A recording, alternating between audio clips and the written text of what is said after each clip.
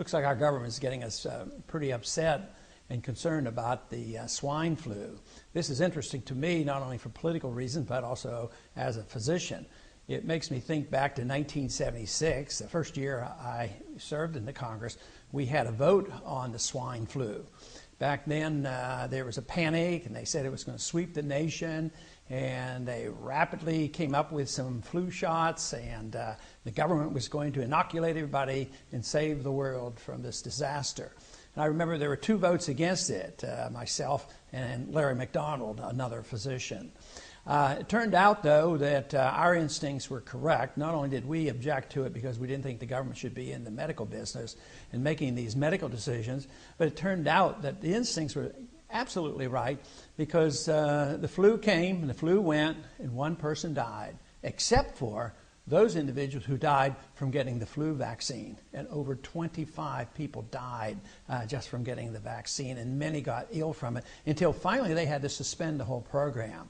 But here we are once again, the swine flu coming up, and everybody's panicking.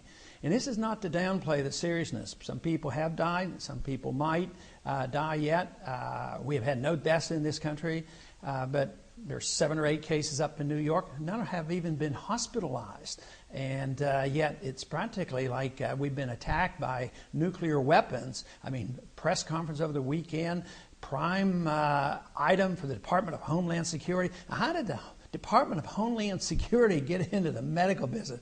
You know, it just is totally out of control on what they think we should do. But you know, trying to put this in a perspective, I checked to find out how many cases of tuberculosis we had last year. We had about 13,000 cases of tuberculosis. Now, that's a serious disease. And also, the last time they recorded the number of deaths in this country was in 2006, and there were 644 deaths from tuberculosis. Now, I hate to even bring that subject up to try to put this in a proper perspective, because maybe tomorrow they're going to quarantine everybody in the world coming into this country to watch out for tuberculosis.